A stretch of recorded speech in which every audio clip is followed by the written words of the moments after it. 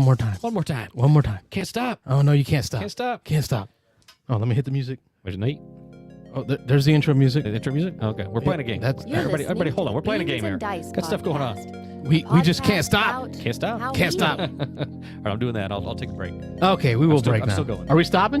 Well, I'm still going. You're still going. Well, keep going. I'll introduce the show. You keep going. All right, here we go. Hey, folks. I'm Carlos. I'm Rob. And we're the Beans and Dice Podcast, a podcast about How we game. And today's is Thursday, call-in show, live call-in show. Bam, bam, bam, bam. We're in the middle of a light game of Can't Stop. We figured we'd try to get some dice rolling in before we started the show. Let me get this phone line open. Big bust for me.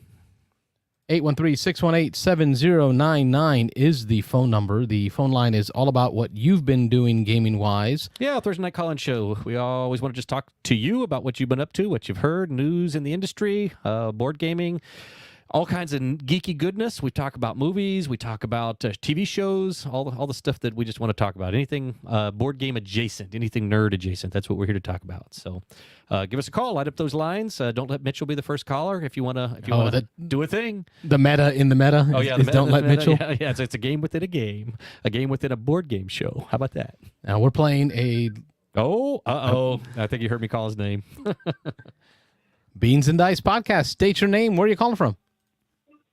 How dare you tell people to call in before me? What is wrong with you? Well, I got Mitchell, Louisiana. Yeah, well, we got to break it up.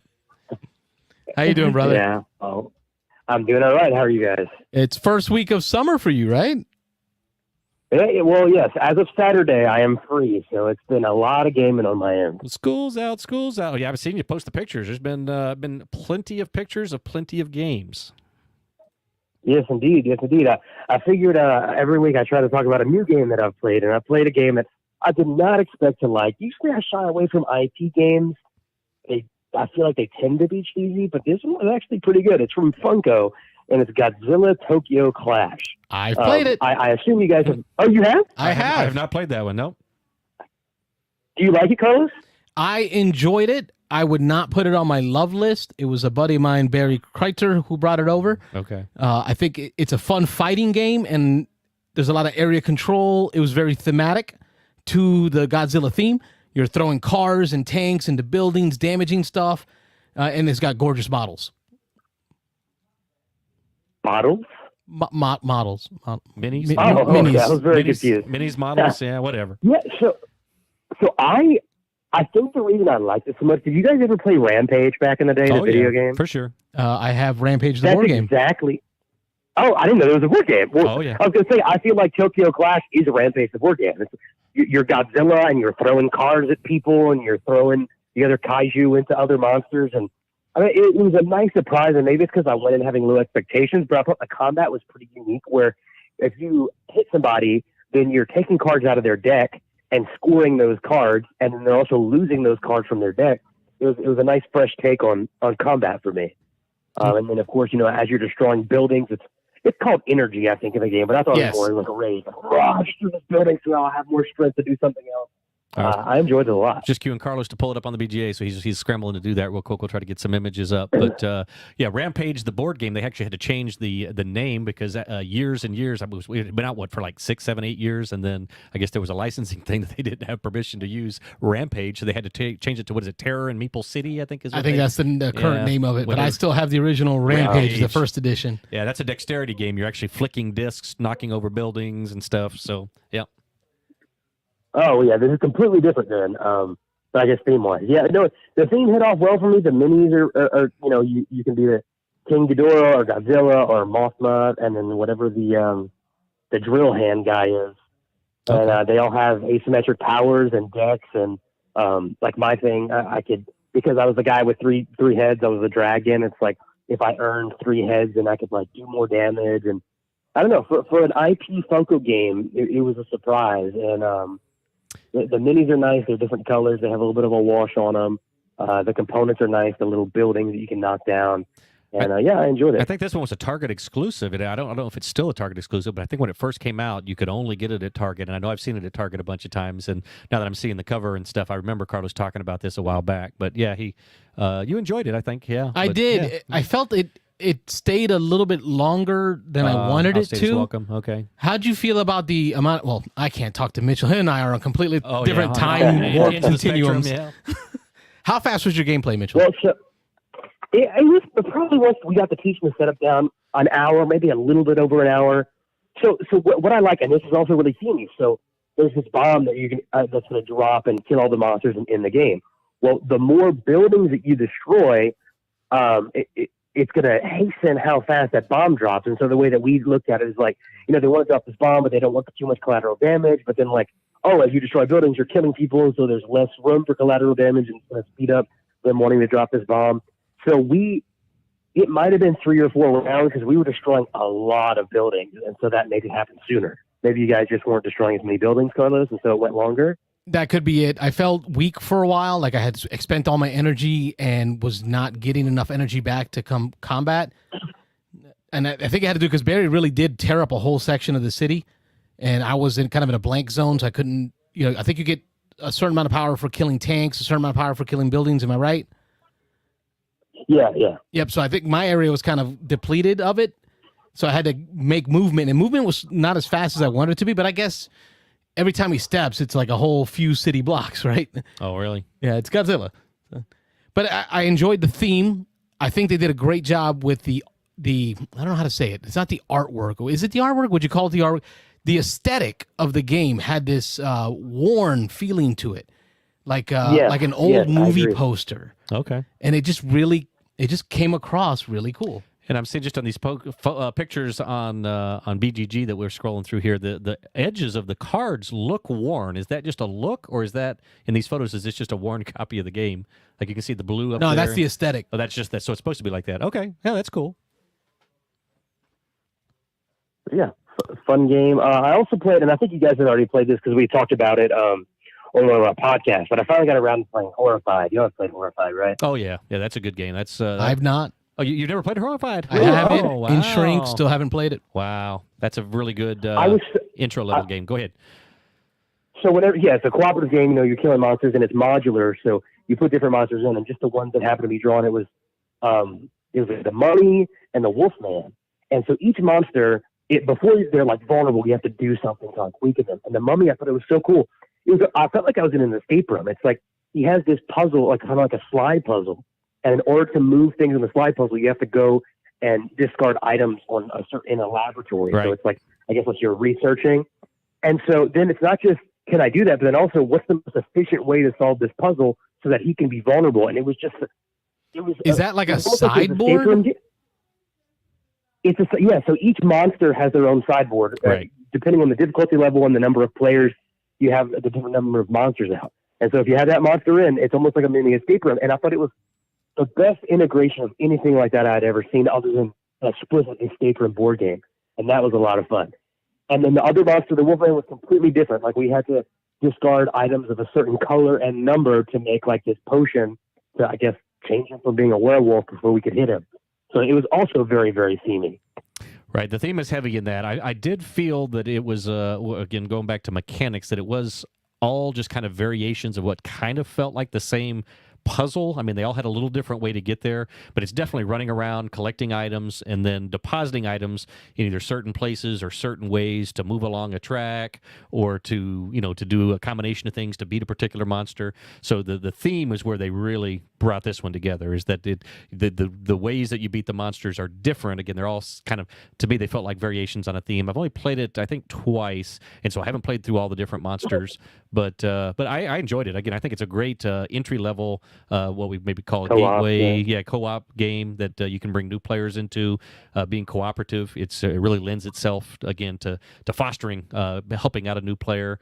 I definitely think that there can be some quarterbacking on this. So I think one of the times I played, I was with Nick, and then Nick was constantly telling us, "All right, the thing to do here is you got to go over, pick that thing up, come over here, give it to me, let me take it the rest of the way across the finish line." So it definitely can lend itself to that. It's hard to find a co-op game that just doesn't fall in that trap. Yeah, absolutely. And what you're saying about the monsters being repetitive, I didn't feel that, but again, I only played one game, and I don't know how many different monsters there are.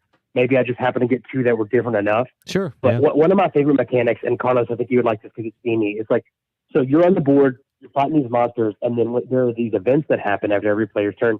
And one of the events could be like a civilian pops up here. So it's like you're here trying to fight this monster, and there's this random dude walking down the street, and you're like, "What are you doing?" If he dies, it's gonna contribute to potentially losing. And so it's almost like mini quests, mini objectives. Each pedestrian has a place that they want to get to, and that's their safe zone.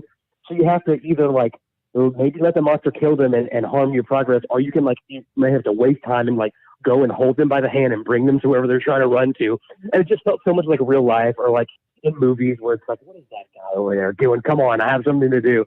That would kind of throw a wrench in the plan sometimes in a fun, unexpected way. Yeah, it was kind of fun. You can lure the monsters away, if I remember correctly. So you can either choose to try to go save that citizen, or you can try to either go attack the monster, or you can lure them away by doing something, make them come towards you instead of that. So yeah, there's definitely some options in there. So that was fun.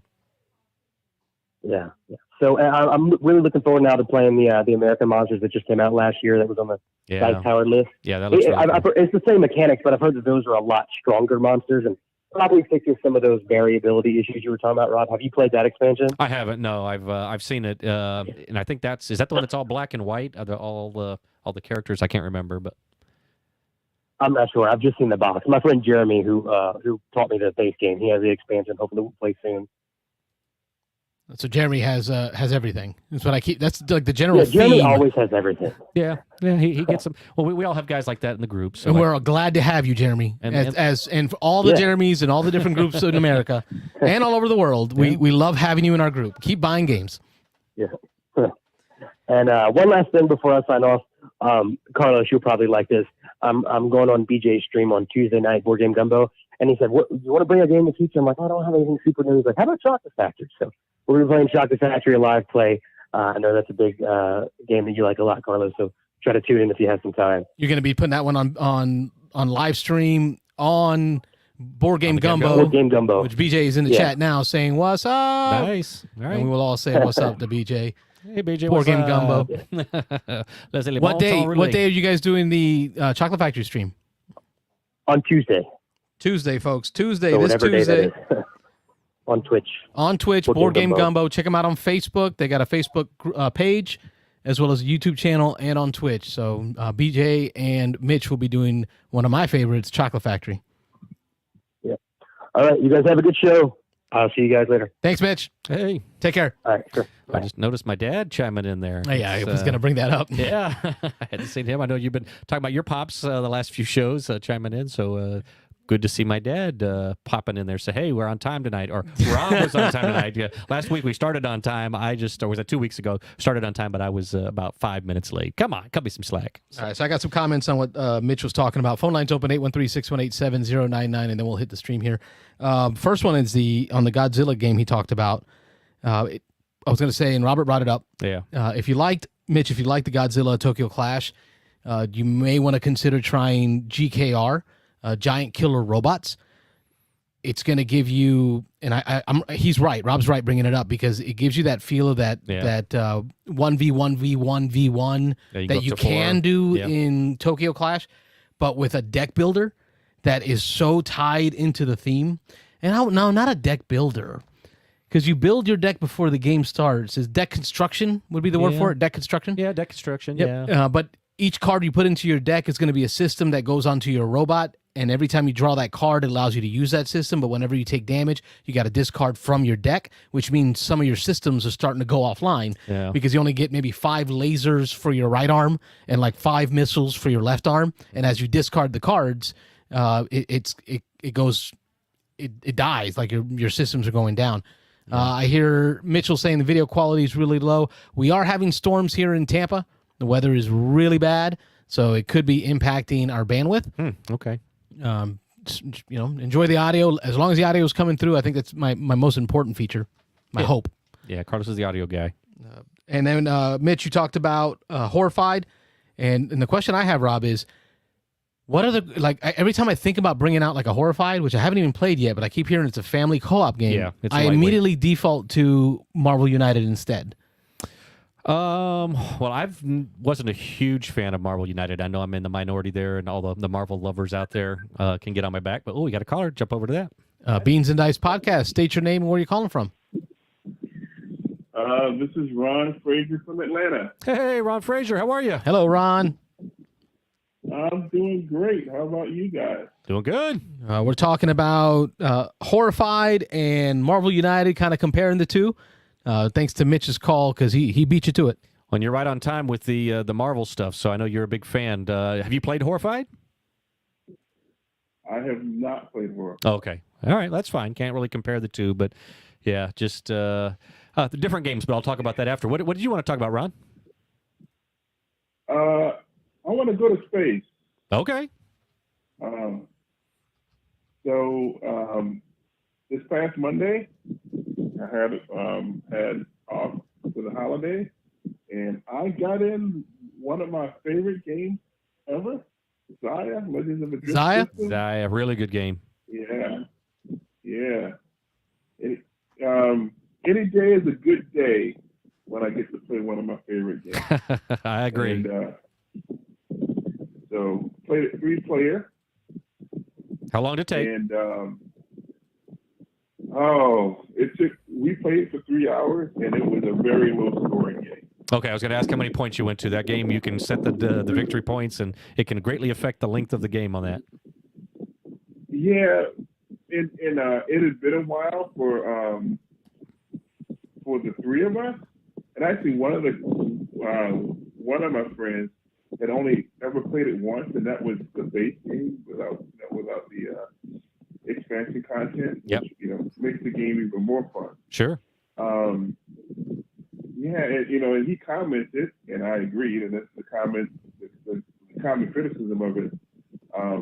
You can do a lot on your turn, so those turns can get long, and so the downtime can get long. Right. And so, like Tom Vassell mentioned, I prefer it at 3 players. But we had a great time. Yeah. In our particular game, we didn't have a lot of planets that were out, and so the one of the paths to victory, of course, is the pick up and deliver. Right. You can trade commodities, and with the expansion, it has that new market board where you can't just milk the same route over and over and over again for victory points. Right. It changes the value of the goods. Yep. Yeah. It's so great because it actually forces you to change things up. And but I found that in my particular game, I decided to go the exploration route. That's something I just like to do. So revealing those new tiles and whatnot. And sometimes blind jumping, sometimes sometimes not. That blind jumping can get you, and I heard maybe it got you once or twice in the game. It got me. I got it ended up in the gravity well and got sucked into a black hole. Nice. So At least you didn't jump into the star. Somebody did that the first time I played, and blind jumped into a star. So, yeah, the nice thing, Carlos just pulled up a picture just as I said that, but the nice thing about this game is it's you just respawn on your next turn. So it's open sandbox. You just fly around, do whatever you want. There's tons of different ways to get points, and there's that exploration, and as you lay a tile, you can blind jump onto it, and it allows you to keep moving, or you can do a cautious move onto it, and it eats up some of your movement points or whatever. But that blind jumping sometimes, and if you end up on a star, then you just die, and then you come back next turn. But yeah, it's a little random. I know that's one of the things I didn't love about it. And the first time I played with Nick Oben from our group, and he's definitely not a randomness kind of guy. And is this when he lost his stuff? Yeah, this is and this one he couldn't get over the fact that if you roll a natural 20 on the 20-sided die, that you just automatically get a victory point. And he was like, hold on, we're doing all these other things. We're trying to complete all these goals and objectives, and all I got to do is anytime you roll the 20-sided die for anything, whether it's to move or whatever, if I just happen to roll a 20, I get a victory point. So Nick Oben says yes in the chat there. So yeah, he's all over it. So here he said my only play is Zaya. We did a really short 5-point version, and the guy that won rolled a 20 like 2 or 3 times. So okay, I had not seen that comment, Nick, but yet we're on the same page there. I knew that was something that really bothered you in that game. So. we played for 3 hours. The winner had 7 victory points, and I only saw one natural 20 roll that entire game. Yeah. So, like, y'all need to roll gooder. Yeah. So like I'm looking at the comment, like Mitchell was saying, it does incentivize you to take actions where you actually have to roll the die. Yeah. But that Incentivizes risk taking. I see. Yeah. That's another way to look at it. Yeah. But you can still mitigate your risk. There's the one ship where you can get a re-roll and what have you. It's basically a rolling move because you roll your die for your engines and that's how many spaces you move. But I was playing the ship where you could roll and get a afterburner bonus, so that was nice. But I just had a great time with it this time around. Yeah, it's a really fun game. It's again, being open world, you can really just kind of jump around, do whatever you want to do. I played it the first time I played it without the expansion, and I agree that the expansion fixing that trade route thing. So the first time I played, I think the winner did that. They found 2 planets that were fairly close. They just happened to be one planet was making the good that the other planet needed. It's kind of random the way those come out in the game, but they just kept going back and forth that one little route, back and forth, building up the points, and ended up winning. So that was not as satisfying. But I played it, I think, 2 more times since then, and that changing the value of the goods when something's delivered, it goes down to the lowest value, and so you can't just play that game of going back and forth. All right, so for the folks at home, to help the gamers out there, maybe who haven't played it, kind of compare similar style games, right? So sandbox games. Would you rather play Xia, Legends of a Drift System, yep, or Western Legends? I think I have Western Legends ranked higher. Okay. Because most people don't get access to these bigger sandbox games, and getting the time to play them, you got to really dedicate that time. So kind of picking and choosing, you would say prioritize a game of Western Legends over a game of Xia. Yep, that's what I would say. And I would say the one thing is I think this is a lot more space games out there than there are good Western games. And also with Western Legends, you don't have. I mean, it just isn't as random. That. So for the Nick Obens of the world, they're not going to be as hurt. Yeah, but the kind of a con against Western Legends, I think even more so than Xia, is that Western Legends, in order for the game to sing, it requires player interaction. Whereas with Xia, you can get away with go explore not really on your own and kind of interact with the world, whereas Western Legends I wouldn't say requires, but it pushes you towards that. I remember the first, or actually the second game of Western Legends I played. And I haven't played it enough to know all the details, but I remember I got off. There was one of the expansion boards on the side, and people left me alone, and I went over there, and I ended up winning the game because nobody came and messed with me, and I just kind of ran over. I can't remember if that's mining or what it was over on that little sideboard. Mining, yeah. Okay. Yeah, you mine, cash the nuggets, then go to the saloon and spend them party up. Okay. So that's But I would say required because you have to stop that, or that person's going to win the game. Okay, I see what you're saying then. So okay. All right. This is my opinion. Appreciate you, man. Appreciate you bringing out some great titles. I've been watching your stuff on the FB and the YouTubes.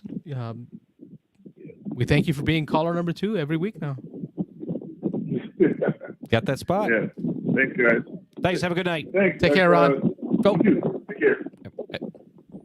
Ron Frazier from Atlanta, Georgia. Yeah, the ATL. That conversation triggered a whole host of comments. Oh, yeah, I say that. I saw the comment trail lit up there. Light it up. Light it up. Light it up.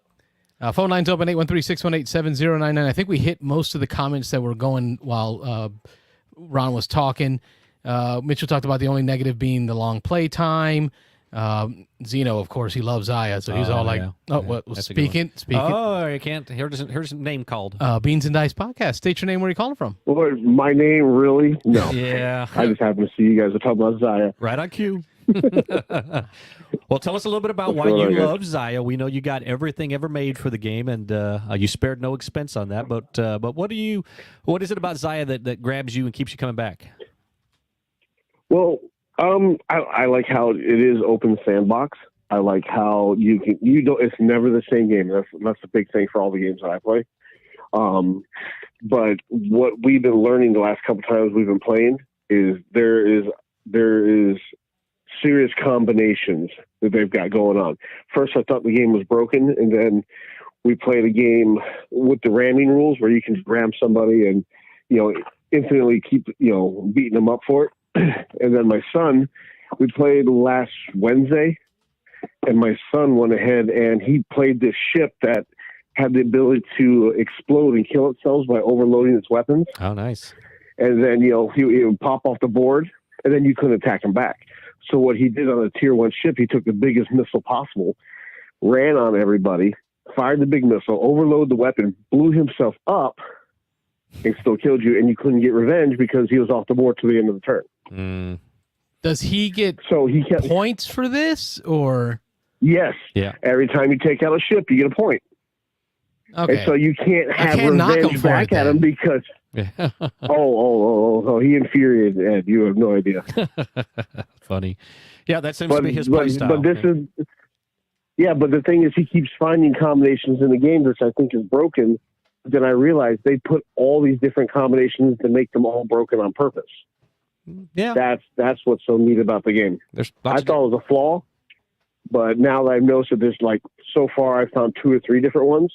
Oh, okay. So they did this so if you combo it right, it's just higher level thinking on the game. It's a feature, not a defect. Correct. And I thought it was a problem because I kept scouring the FAQs in the errata going, that can't be right. And I didn't see nothing about it. Yeah. And that's when I figured, okay, they designed it this way. All right, I got you. Yeah, there's lots of different paths in this one. You can get points by doing a lot of different things, like I said. So exploration, warfare, pick up and deliver, set collection. There's all different kinds of things you can do to... Well, I know the last game, Rob, you were kicking our butts. So now I think I have someone who can take you on that game. Okay, well, we'll try. Well, I don't know if we finished last time. I think we ran out of time, didn't we? We were over at your turn, and we had to shut it down before we got to the end. But, yeah, I'm up for playing again. We'll have to set up a time where we can just do Zaya, though, where just a dedicated day for Zaya. But yeah, that'd be fun. Well, Nick says that he says I do want to play again since folks clearly love it. Plus, now I play Blood Bowl, so my armor is a bit thicker when it comes to dice rolling. There you go. I'll tell you, he's right. Playing Blood Bowl really teaches you about dealing with randomness. Fix that problem. Yeah. Just kind of learn to roll with the dice. So what else you got going on, Zeno? That was Ron's topic. What do you have for us? Unmatched. My man. Oh, there you go. Oh, I got a box, Zeno. Zeno, I got a box here. He's got an unboxing to do. We were going to wait till the end of the show. If we had a lull in the show, I was going to unbox it. But it's here. Which one is it? This is the T-Rex, baby. I know. I ordered it. It's on its way. I haven't opened it yet. I'm going to rip it open right here. I've already ordered it. You talk to me while I'm pulling this out. We've been playing different games and just learning the stuff. And we joined his YouTube channel. I forget who the guy is, but there's tournament play on this. Kind of like what we did at your turn? Serious. Oh, yeah. Yeah, but no, I'm talking, these guys are having hour and a half videos on strategy per player. Oh, you got to send me the link to that channel. Breaks down. Oh, yeah, it's phenomenal. I'll be driving, I can hear, I listen to it and glance at it as I go, but, I'm like, oh, man, they're talking about, there's so many attack actions, they have so many charts on them. This person has more attack actions than this person, this one has less defense. I'm like, oh, wow. And some of the new stuff they got coming out is just horrific. Yeah, I'm sure. But we've been playing a lot of that. You can go down the rabbit hole on this one. I'm sure there's all kinds of charts and graphs out there about this beats that, and there's a whole meta, I'm sure, for Unmatched. Oh yeah, there's tier ranking. The way we used to do X-Wing, it's the same thing. I'm like, oh my god, I can't believe it's that deep. Oh, but man. Apparently it isn't. They just keep releasing more and more and more of it. I was like, okay, look at the size. All right, of we'll see who's next. Zeno, I don't know if you're watching the screen, but we're showing the T-Rex disc. It's like the size of a CD. the damage disc. No. I heard that. I heard it's like 27 hit points or something. 27 I'm hit actually points. outside. What's cool about Unmatched, folks, is any damage dials or life dial for any character is a set number of like health points, but the dial is sized based on that. So the smaller your dial, the less health points you have. Yeah. So it's interesting to see this T-Rex dial because it's so huge. Well, they also did that just to show you how big of a character you're playing. It's supposed to be the game's first large character. Oh, so yeah. even when you use Alice from Wonderland on there, when she's her big size, she's still not considered as big as the T-Rex. Yeah, what do they call him? As a giant? There's a name for him. The T-Rex takes 2 places. Yeah, 2 spots, and then it can attack 2 away, so you can even skip a spot on the attack. So. It's going to be nasty. We're gonna have to do another tournament. I've hosted myself 3 tournaments. Get that T-Rex out of there. What are you doing? Of Unmatched. I am a fan of Unmatched. If y'all can't tell, Dino, are you gonna go in on the storage solutions that they just announced? Yeah. No, I was looking at that. Is that the one with it's like a clear box or whatever? Yes, they look like baseball ball. I'm thinking about it. I haven't made that call yet, but I'm thinking about it. I got to figure out how to create my own solution. I got to create my own solution with like the laser cutter. I got to figure it out because I'm starting to realize I have too many of these boxes. Me and our manufacturing, we should be able to put something together. Your 5 3D printers and my laser cutter, we should be able to come up with a solution. Yeah, maybe a hybrid. Oh, look at that T-Rex, folks. That thing is huge. Oh, this Dr. Malcolm's just the... I'll look at it after the video, Yeah. Big as your hand. Well, I like it because it's quick setup. And then I was reading a post and someone's talking about having 5 and 6 player maps, so you can do actually really big fights on it. Wow, kind of beyond the rule book, just like your own homegrown stuff, homebrew. No, but someone's suggesting that they actually make a map. A 5 and 6 just player make map. a big map. Okay, for teams. Yeah, there's a lot of different directions. I'd be down to buy that. Yeah. There's a reference here for you. Carlitos' face reference on the size of this T-Rex. Something like that. Well, thanks for calling in, man. We appreciate you sharing. You see, you and I seem to have some of the same tastes in games. Yeah. I've been itching to open this on camera, and you just gave me the excuse. There you go. All right, bro. I'll catch you later. Take care. Good night. Thanks, Brian. See you guys. Bye-bye. Brian Zeno from Spring Hill, Florida. Talking about Unmatched, I don't know if y'all have had a chance to play it, but it is one of my kind of like not a secret love, but I can't help it. I can't stop buying it. Like if it comes out, I got to get it. Yeah, I did that with the Funko, the Funko game. I stopped once Unmatched came out. I stopped buying all the Funko stuff. I went hard on Funko for a little while, and then I stopped finally. But I saw a comment there I was going to bring up. Which one is it? Ron, what was he talking about there? I have to play this with Rob at Dice Tower. Which game were we talking about? We were in Zaya. Was it Zaya? Maybe Zaya? Yep. Oh yeah. I mean, if we want to get a game of Zaya together, Dice Tower, I'm all in for that. That'd be good. Spamming trade on the same resource. Go fight them. If you don't like someone spamming, just go knock them off their little trade route there. You can definitely do that. Ron says amen. So I guess that's the strategy. Don't let people just spam a broken system. Yep. Beans and Dice Podcast. State your name. Where are you calling from? Hey, it's Connor from New Iberia, Louisiana. Oh, hey, Connor. How are you? I'm doing good, and you? Doing good. What you been up to? We got new board games here. We got board games on the table that we're actively playing. We're talking to people about board games. Life is good. Life is really good, Connor. What about you? It's going really well. So I got to, much like Mitchell, this past weekend, I from Friday, Saturday, and Sunday, it was just like straight board games the whole time. That's what it looks like. I saw the pictures. With Saturday, and if you saw Jeremy's post, with Saturday being the day I got to see the ending of Gloomhaven, or at least the main storyline of Gloomhaven. Ah, nice. But what's weird though is that that is my third separate campaign that I've played of the game, not all the way through, but being involved at least. And so I've seen like the first 3 missions how it starts. I'm somewhere in the middle on a third one, and then on a second one, and then for Jeremy's, I got to see the very ending. So now the goal is to play one of the other campaigns and understand the story of what happened, because I know how it ends.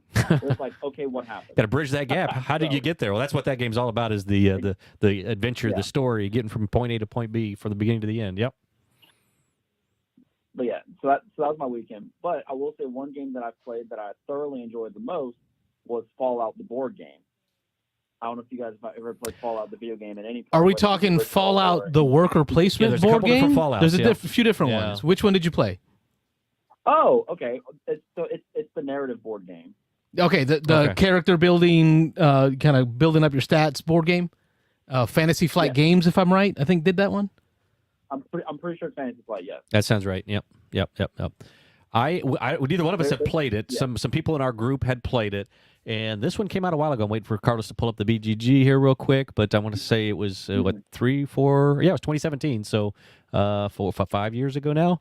But when it originally came out, I heard that they were working on some kind of fix, but I don't know if it ever got fixed. That if this is the game I'm remembering, the Fallout I'm remembering, there was a problem with the mission system in that the missions.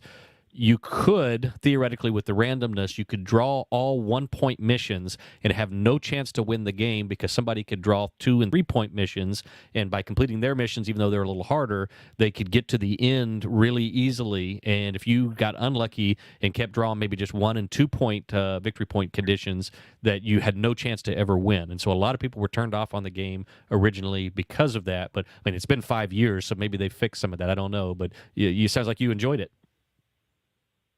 Yeah. So there's two ways to play the game. There's cooperative and there's competitive. Okay. What you're doing is what you're talking about sounds like the competitive mode, which I've never got to play yet. Ah, I've only okay. had 2 plays of it so far. Okay. We've only played the cooperative. Gotcha. And so, I see Mitchell talking on He wasn't a fan. It looks narrative. like. He hates narrative games. Okay. But so I will make that very clear is that the game is really built around the idea that you either have played any of the Fallout games, like literally any of them, and have enjoyed it enough to want to play the board game, or you like narrative games as a genre of board game. You have to like one or the other, or both, possibly, to enjoy the game. That's the only downside to it. But if you like either of those, you love the game. I love the video game. I played all of the video game series except for one. It was the one that was between New Vegas and Fallout 4. There was another one they came out with. I can't remember what it was, but that was the only one I didn't play. And I'm a huge fan. I've spent probably hundreds of hours on Fallout. Yeah. So with this one, there's different missions, and of course, Jeremy being Jeremy, he's bought a bunch of stuff for it because he loves the game. The third person, nice. He's got his own 3D insert and everything. So it looks He's really now nice. a verb. Oh yeah, Jeremy being Jeremy. Wait, say that again. I'm sorry. He's now a verb. He's no longer a noun. He's a verb. He's an Yes. action. You're doing a Jeremy by. He's absolutely an action. So with this one, we played. I think it's called the New California mission. And we did it cooperatively. But the beauty that I found in Fallout is that, much like the video game, there is a overarching like goal that like, hey, you can like complete this to win the game as a group. But there's so many like little side quests you can go on that you end up unlocking as you make narrative choices. So obviously one of the main points is that you pick your character and then you run out and everybody has an asymmetric power or asymmetric item that sets them apart. As you're exploring, you can encounter different, either go to different wasteland spots that give you encounters or go to different city locations that give you encounters. And over time, you're going to start unlocking more and more side quests, or you might even advance the main story. Now, of course, with the Fallout game without vaults, there are, at least in our mission, there were 4 separate vaults. There's a little goal that Jeremy has of his that he keeps finding this one vault that's an underwater vault, and he has yet to finish the vault, and it's very difficult to finish it because the game that we always play, we always end the game before he can ever finish the vault. It's really funny. My vault that I got to was only like 3 or 4 encounters long. It was a super short one, so there's a lot of variability in between the vaults. But you don't necessarily have to do the vaults. You can literally just run around and start like whacking enemies the whole time, and there's side quests for that. You can run around like Mitch was saying in the comments. You can give kids drugs. There's a mission for that apparently, where you're like giving them drugs, you're giving them guns, and there's a side quest in that. So there's a lot of options, but also you have to pay very close attention to the narrative because those narrative choices unlock different missions as you go on. Okay. Well, I may have to give the co-op version a try. And I know, like I say, maybe it was just that competitive version when it came out, all the negative press it was getting. I really wasn't interested in the game, even though, again, I was a huge fan of Fallout. I was really disappointed when it came out, and that luck factor seem to be ruining a lot of people's experience. And I'm wondering if the co-op actually came in the original base version, or if that's maybe something that came later, because I don't remember there being a co-op. But again, it may just be. Yeah, I'm not too sure if it's in the base. I do know, and Jeremy was telling me about this when we were first unboxing the game. He'd bought, I want to say it was an expansion or something that it came out after the base game that allows you to play every competitive mission cooperatively or vice versa. So every mission that's available now in Fallout, if you buy that expansion, you can play as both a cooperative game or you can play as a competitive game. Okay, interesting. Well, yeah, this has definitely then renewed my interest because, again, I was just watching X-Play on G4 Network the other day, and they went back and they did a review of Fallout 4, which they're way behind on, but they were off the air for several years, so they're catching up on some things, and then it kind of re-sparked my interest in going back and playing some Fallout on the video game. But now you've kind of piqued my interest again, maybe to check this out when I get a chance somewhere. I know a few shops. I know Armada, I think, used to have a copy, or maybe there was just somebody up there that played a lot over at Armada Games here in Tampa, but I need to track one down and try that co-op. Yeah, Atomic Bonds is the name. I pulled it up here on the BGG. Atomic Bonds Cooperative Upgrade Pack. There you go. So it was an upgrade. Okay. So it's a 2020 title. Cool. Awesome. So there you go. And so I saw on the other expansion was the New California. I think we were playing that mission that's involved in the New California expansion. Okay. Which is honestly the cooperative is a pretty straightforward goal. So there's a little sideboard that has a star tracker and a shield tracker. The shields being the enemies, the stars being you and the other players. And your goal is to get your star tracker all the way up to 6, and then you win the game. As soon as it's the 6, when you win the game's over. And so the way that it ends up moving in a cooperative game, that part's kind of lackluster because so after everyone takes their turn, so basically at the end of the round, you're going to flip over what's called the agenda deck, and it's just a little stack of cards. And usually they're built for the competitive game, but for the cooperative, you're just flipping it over, and it tells you what enemies are going to move and attack, and it also tells you what marker either the star or the shield's going to move. And so there's not much control over how to do that. There's some, like I know in the main story there's one. Or the main story quest line, there's some missions that let you move the star up faster, but other than that, that's the only, in my opinion, the only lackluster part about the game. So I just kind of ignored it altogether and just kept running around trying to find vaults and do side quests because it was really funny to see some of the narrative outcomes. Interesting. All right. Well, if we or I make it back to New Iberia in the near future, which we're hoping to, then maybe we'll have to try this one, and you can help convince me that Mitchell is wrong because he, again, as you can see in the comment trail, he's hating all over this game. So here's the thing. Here's the thing with Mitchell. And we've had this conversation. He's all about mechanics. He's all about gameplay. So even I'm going to kind of change topics a bit. So also they're having RuneScape is coming out with both a regular board game and then a tabletop RPG that's coming out.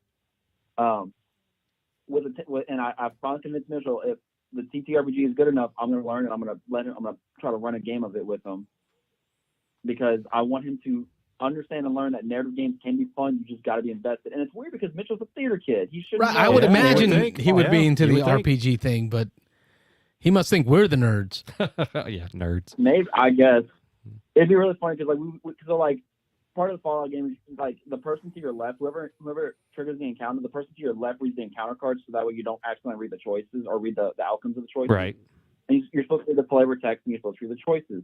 But Mitchell, much like you read the rule book, just kind of goes. And so I've heard him do that many times. That was actually really spot on. Use your theater voice. And he goes, hey, okay. And so he'll read and be like, so you go ahead and you do this thing. He was so corny and cheesy, but it was really funny. And so that's the whole beauty of playing narrative games. I try to convince them that. And I'm hoping that you guys or somebody else in the Beans and Knives group eventually convince them that narrative games can be fun. Yeah. They I've softened on that a bit. Again, it's kind of an ongoing joke here that I'm an all mechanics guy, and I definitely am mechanics first, theme second, and atmosphere second. I've got to have a solid game. So Mitchell and I are similar in that we have a similar taste in a lot of games, but I've definitely softened on that over the years. Good mechanics can definitely help, or a good theme, I should say. Good atmosphere can definitely push a game up a point or two on my scale. So. But you got to help the atmosphere. So Mitch just said Stranger Things Season 4 might make me want to do more tabletop RPGs. It's funny because I've had this on my shelf for a long time. Stranger Things Dungeons and Dragons edition of Stranger Things. Yeah. And my oldest was like, I think I want to try that, Dad. I'm a fan. He wanted to try D&D, right? So we started busting out the basic set, but seeing this, he wants to now try this version of the D&D, which is Mike's campaign. Got a little theme on it there for Stranger Things, yeah. So hopefully, Mitch, you can find this for like $15 at like Barnes & Noble or something. It's funny because you're talking about D&D. I'm actually, like, while I'm listening to you guys talk, I'm actually writing my next session of D&D right now. They're about to finish their first main story arc, and they're doing the first big boss fight. Nice. I'm glad you have a good group of friends that are willing to play RPGs with you. I have Rob. Yeah, it's a so battle. Nice. I will say the downside is that since I have all of my friends that want to play TTRPGs playing with me, I've now been stuck into the issue of I have no one to talk about all my secrets and what's going to come up, because I'm so excited to like explain everything, but there's no one to talk to because everyone that would understand what I'm saying is playing in my game right now. Yeah, I can see that. Yeah. Well, it's good chatting. So I'm going to recommend that you find Fallout, the worker placement game. Okay, I knew that would come by up. Fantasy Flight Games. That's a good one. If you enjoy Fallout, folks, but you don't want to play like Mitchell, the story-driven cooperative game or from Fantasy Flight Games, there's also a really good light worker placement game. Yeah, light, quick version. Where you're building your vault, you're getting resources, getting your specials, trying to keep monsters out, fighting monsters. It has fun worker placement. It's a great one. Fallout, the worker placement game. That's interesting. I want to check that one out. Look for it. Good night, Connor. Thanks for calling, Connor. Thanks, guys. Appreciate it. See it. Bye-bye. That's Connor from New Iberia. Phone line's open, 813-618-7099. Yeah, I don't remember what we were talking about before. We had back-to-back calls there, so we can move on to a new topic, I guess. But I know there was a comment about asking about what the big game on the table is. We'll hit that before we're done because that's going to dovetail into the Sunday podcast release. But Endeavor is this large game sitting over here, one of my probably on my top 10 all-time list. It's a really good game, but we're going to dive into some deeper discussion on that for Sunday's podcast that's being released. So. Cutlery asked, Rob, you guys played Knockdown yet? Got my Kickstarter box in, and it's quick and fun. Are you familiar with Knockdown? I'm not placing Knockdown. I saw that comment on there. I was trying to think of what it is. We may have to try to pull it up on the BGG, but I don't know if that was something that was brought up before, but I don't know Knockdown. I'm not sure what that is.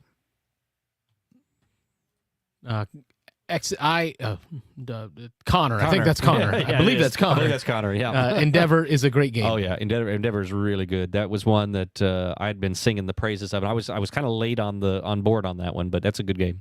What about Wild? Have you had a chance to play Wild? Is that Wild Serengeti? Is that the one you're referencing there, Mitchell, maybe?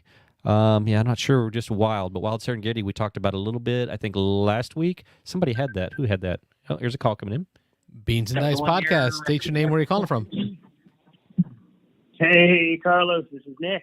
Nick Oben. Hello, Mr. Oben. How are you? Outstanding. Zaya's a great game. It's just really great. I can tell. Totally tell. Let me roll some dice. Hey, look, I rolled a 20. I win. Hey. No, it's good. It's good. I do want to play it again. How's it going, guys? Happy Thursday. I feel like it's been a hot minute since I made an appearance. Yeah, it's been a week or two. Is there a lull on the axe throwing league? Yeah. There is actually. We are between seasons right now. You hit it on the head there. So I've been actually just listening in. I've been trying to call in ever since my name got mentioned like 17 times during Ron's call. But, phone lines have been busy tonight. I'm glad you got in. Yeah. It's good. Yeah. We've been, on my end, we've been doing the Game of Day. Game of Day lives on. We made it all the way into June and are still going. Woo! We're using it and actually doing okay at getting some Shelf of Shame things off the Shelf of Shame. Sovereign Skies is the new one that I'll talk about today. It's a Rondell one. Rondell mechanism, so go ahead and look it up there. I like that mechanic a lot. Tiny Epic Pirates or there's whatever. There's 1,000 Rondell games. And I can only think of one because Mitchell's now distracting me with his kind words. But in Sovereign Skies, it's actually really interesting. So It's an economy game. You're in space. You're trying to you represent one of the Earth companies that's now trying to win favor with like a new solar system that you've discovered, where there's already some other alien civilization there, and they're well established, and you have to like make trade deals with them and win the people over to your side. And you're doing it by visiting the planets. The planets are the rondel that you have to visit, like you travel around their solar system. And what's kind of neat is, unlike most rondel games, you can pay to change the direction that you travel. So you still have to travel the circle. You have to pick a direction to go around, and it does still cost more to go further. You've always like some kind of skipping mechanism you get, but you can reverse direction if you want on there and kind of plan your actions out that way. And so you're going to one planet and trying to win favor with the senator there, or drop your drop ships, or construct bases. And each planet has an action on it associated that's unique to that planet, and that's the rondel action, right? Okay. All planets let you do some things, but each planet is unique in one way.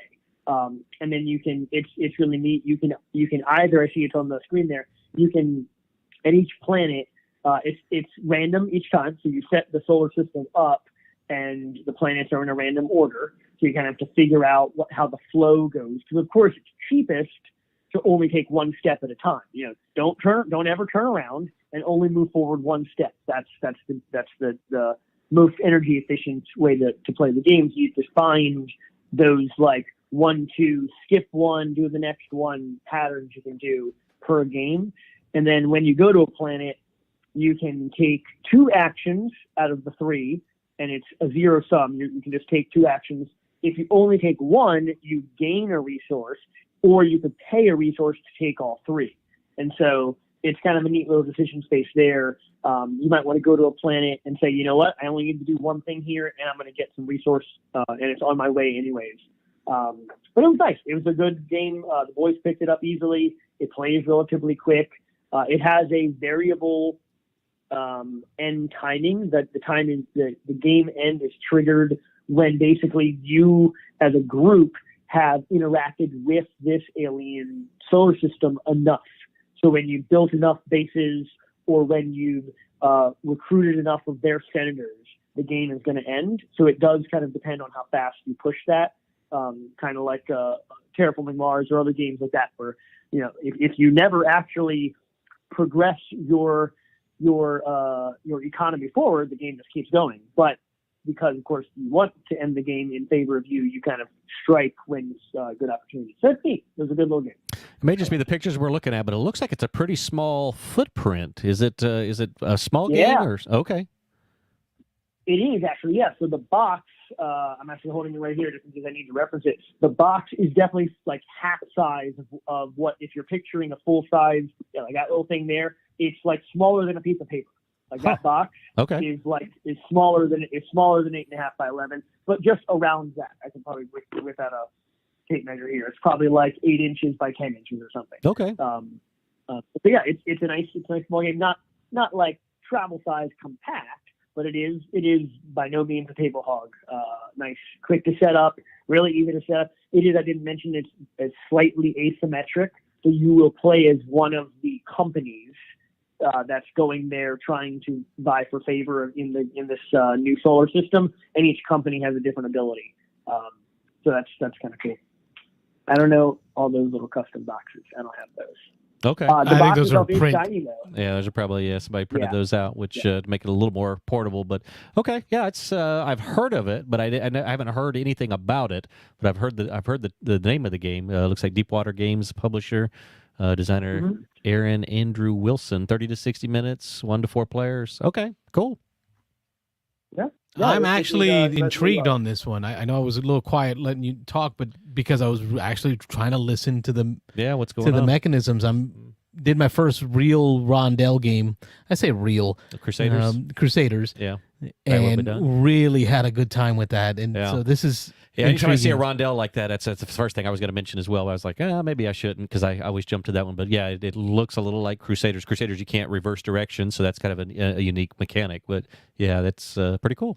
Yeah, and designers already designed some real hot games, such as an Otter 1 and Why I Otter. You know? Yeah, and actually, that's what I was going to say. I was going to say I feel almost a little bad mentioning this game because I don't even know if you can get it. It was a Kickstarter and it was a small campaign. I mean, it was one of those. It was one of those where it successfully, the funding goal was only like $20,000, and it successfully funded, but only at like 40 or 45,000. I mean, there were only like 1,000 of these games made. I don't know if it went to retail or not. Okay. I'll definitely bring it at some game day coming up here. It's easy to travel. It is easy to set up. It's very easy to teach. Cool.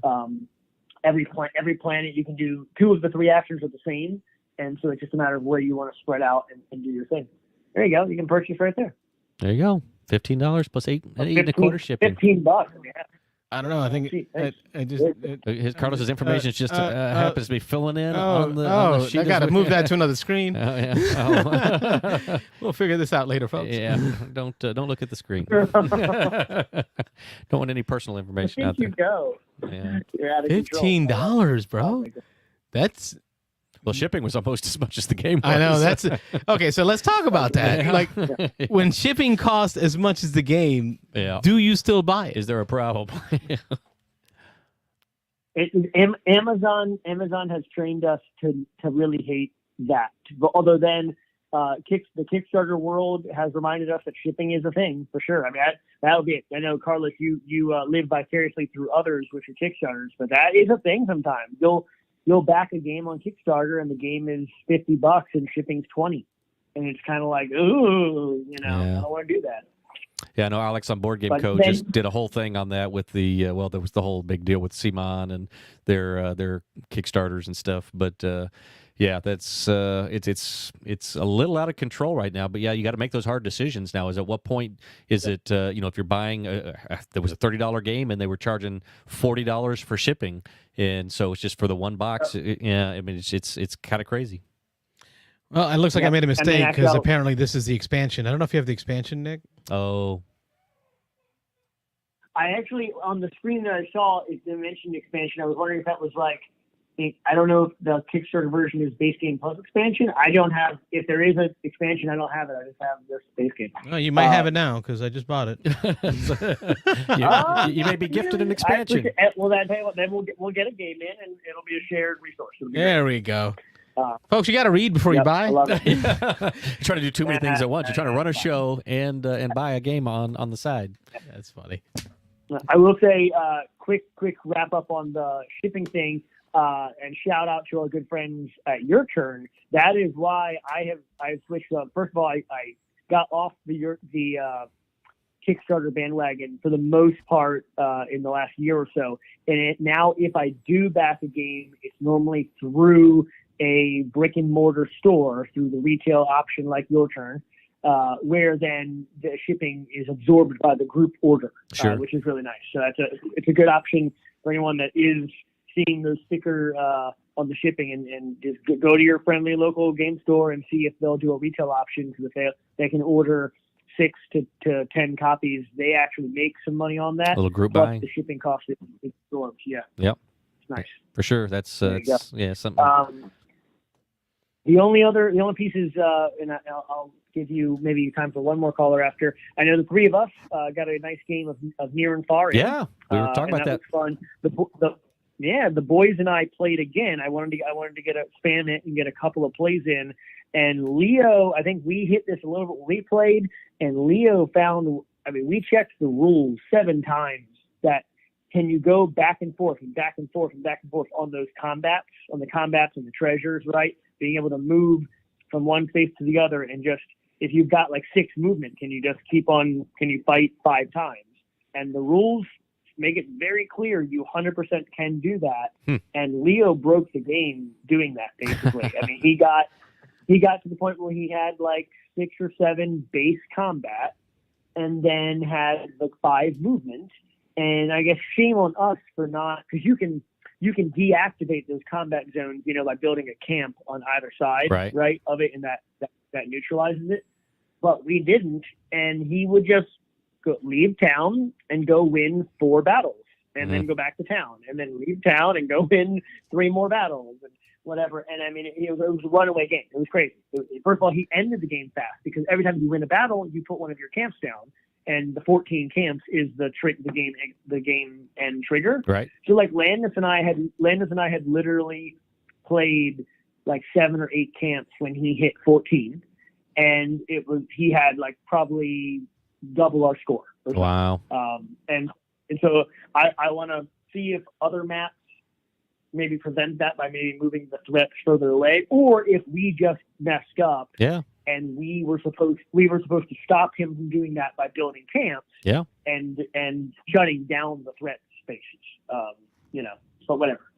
That's just throwing it out there. Got another play of near and far in and found an exploit. Okay, well, good for him for figuring that out for sure. Yeah, he liked it. It's one of the things where violence was the answer, and so he was very happy. It is one of those kind of almost a push your luck game where you're going to see how far you can go. And I played Clank, and I didn't do so well when I tried that. Like little quick run-ins and run in and one out. Well, yeah. It didn't work out for me. Yeah. But I guess I can't figure out how to break games like the Oben children can. Yeah, he's got him trained. That's right. Bye. You guys have a great night. Thank you for taking the call, and thank you for everything you do. Thanks for calling, Nick. Good night, Nick. Bye. Yep. Bye-bye. And on that note, that's the end of the show. Go ahead and shut that down. We're going to talk about this. I know there was a few other things. Oh yeah, we got some stuff we wanted to. Some things we wanted to open up and show off. Yeah. Okay. So let's get a couple quick things. Our here. table's just covered with stuff. Yeah. Now. Let's just stack them up here. Shout out going out to Chris Scafidi of. Let me pull this up here. It's Chris sent us a nice letter.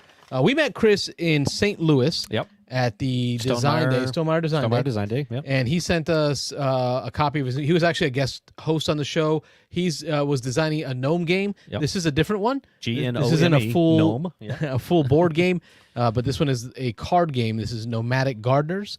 So he did send us a copy of his card game, or I would say micro game.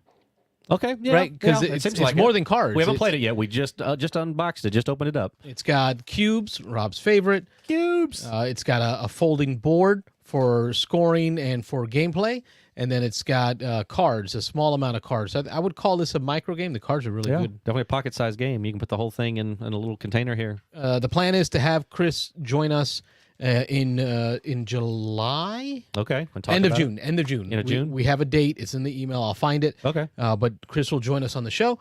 He'll talk more about the game. Robert and I will play it beforehand. Play this, so we're going to give it a little review. So. And we'll give it our review, and then we're going to give away the copy that we received to a caller during that show. Yep, we'll give this copy away right here. We've had Chris on the show before. It was great because we got to talk to him about the whole design process, the history of gnomes, Kickstarter process. Callers really digged that part. Dug into digging into the history of gnomes and the artwork and the lore. The lore and the culture of gnomes. There you go. Yeah. Busy by, as Mitch says, busy night on the phone line. It was. Which is good. This is awesome. Yeah, that's what we want. Okay, I'm working on that. I'm trying to reduce whistle noise and the background ambient stuff. You let me know if I fixed it. Anyway. I'm using digital processing to fix that. Okay. But on another note, we received, I think I mentioned it, but I wanted to show them. We didn't have a time to show them off yet. We're going to hopefully open them on the show, but the show got real busy.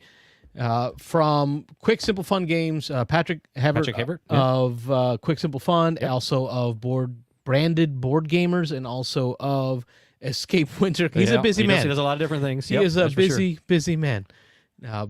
Here, he provided us a copy of Freight Cards, which I mentioned on the show I was excited about. Right. So I think he heard me. And he brought me a copy. Well, he drove a little ways to meet us at the game day at Armada a couple of weeks ago, and just to shake our hands, talk to us. We've met him once or twice before, but he wanted to put these in our hands, give us an opportunity to play them, maybe do a quick little review on them on the show. So we're very appreciative of that, and we definitely plan to do that. We have not forgotten. This is a post-apocalyptic, almost dystopian future. Okay, dystopian. Yeah. Corporations run everything now. Train game, but you're using polyominoes to load your train cars with your cards, and you're using these little cardboard polyominoes to fill the cars with the train cars with goods, and then get those goods out and get points that way. I think I mentioned this one a few months ago when I first heard about it because I love the artwork, the design of the game, the theme of the game. I like train games. You like your train, I like polyomino games. So it seems like it has a lot of the niches that I like. Yeah. So Robert and I, now that it's summertime, because this is our first week of summer here in Tampa for us, for me at least, my first week of summer. Yeah. It's time for Robert and I to clear off the shelf of games, some real shelf gaming. of shame. Yeah, big time gaming. And then And what do you got over there, Rob? the Muse Renaissance. I'm trying to remember or figure out, this is not an expansion, so this is just I think it's new artwork on this game came out. Renaissance, we'd have to look it up, but it's been out for at least 4 or 5 years from Quick Simple Fun Games. I actually at Dragon Con in Atlanta 4 years ago now. I was part of the Quick Simple Fun demo team, and I was teaching people this game along with several other games from the Quick Simple Fun line. They've got a lot of quick, simple, fun games. This one plays, and it says about 30 minutes, ages 10 and up, 3 to 8 players. So this tends to be a bit of a party game. But this is got some real nice artwork in it. And Mitch was just talking about the artwork. Show the camera. Yeah, you go. There we go. It's not so much glare on it, but yeah, this was a game I'm looking forward to trying out to see what the differences are, what this one's all about. But, so those are a couple of titles that we received, a few titles we received from friends in the industry for us to share with y'all. So we're looking forward to doing that. Standalone expansion, that's where I just saw there. So it is a standalone. It's probably played the same way, but it's got some new artwork, probably some new concepts in it, but an expansion to the original Muse. So yeah, I'm looking forward to that. It's a fun game. Looks like David Duga says, I'm going to desigine the sequel Fright Cars, Haunted Trains. There you go. Smart, I like it. Very funny. Fright Cars, yeah. What other last minute comments up there? Yeah, we got some new viewers. CBS Inc. says, what's good? I caught the last bit of your show. Okay. He says, or CBS Inc. says, I was recommended from Jamie Stegmaier's live show. Very cool. Look forward to more. We look forward to having you. Yeah, we had that shout out. We probably should mention that. Yeah, Jamie Stegmaier gave us a shout out. Shout out on the show. He does is it a weekly call in question and answer thing? I think it's weekly. And he had somebody ask about if there were any, or said it would be neat if there was a board game call in show similar to sports shows where you just call and talk about different sports and what's going on. And Jamie promptly recommended Beans and Dice. He knew that Carlos was running this show, and so he gave us a quick shout out, said that we were awesome, I think was the word he used. He did use those words. Very cool, very flattering. So we appreciate that, Jamie, and we appreciate anybody that's coming our way. Hopefully y'all are liking the show, and you'll subscribe, give us a thumbs up. But he's pulling it up over there. Yeah, I pulled it up because the audio. So he's going to show a little video. He's trying to share the screen here. Look at that. See, we're so techie here. Yeah, there we go. Look at this. Yeah, so it was Beans and Dice. Beans and Dice. So I mentioned Carlos there and how he enjoyed the show. So really appreciate that. That's really cool. That is so cool to be shouted out, and I think a lot of our viewers came to us through when Jamie has made comments about what we do. Yeah. So hopefully you'll enjoy it, CBS Inc., and you'll call in, right? That's the whole thing here. Interact. We want to talk to you. We want to see what you're up to, what you've been doing, what you've been playing, what's going on in the industry. Everything board game, everything geek related. That's what we're about. And we take calls from 9 to 10 Eastern time.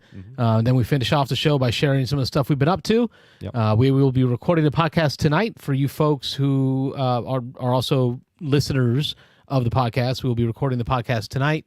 And our topic is going to be Endeavor. Somebody asked what was on the table. It is Endeavor Age of Sail. It is a fast, fun Euro, historically themed game. So I think it hits all the points for myself and Rob. Yep. He loves the Euros.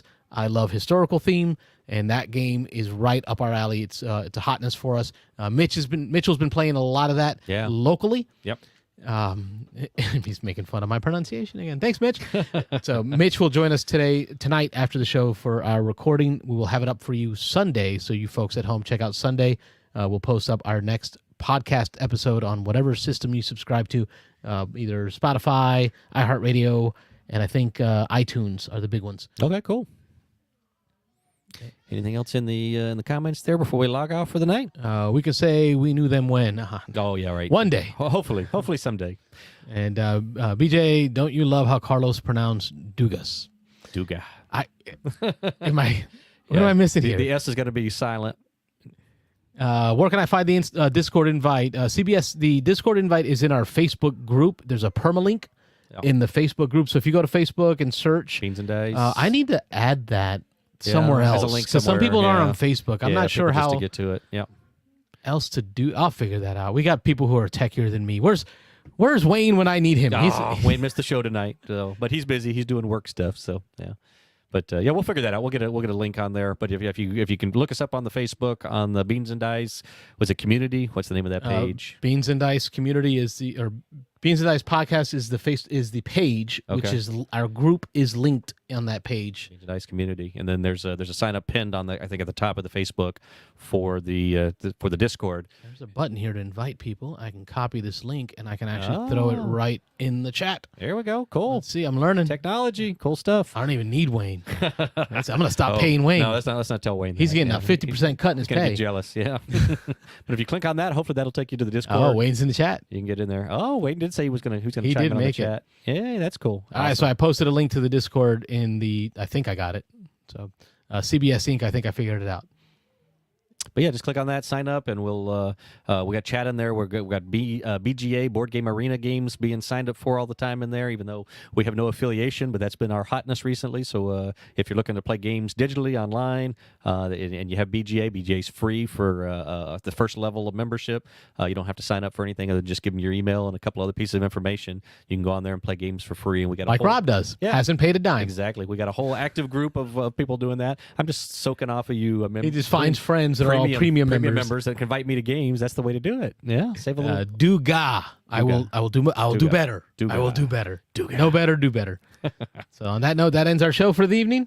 Robert's been complaining, saying that I haven't been doing my job. Oh, we got to do the outro. We haven't had the outro played on the end of the show in at least a month, I think. So. Okay, so I'm going to make sure I hit that outro. I'm Carlos. I'm Rob. Beans and Dice Podcast, Thursday night, live call-in show. We'll see you next week. Check out this podcast this Sunday. We are a podcast about how we game. That's right. Good night, y'all. Good night, everybody. Thanks for watching. Thanks for watching the Beans and Dice Podcast. Don't forget to like and subscribe.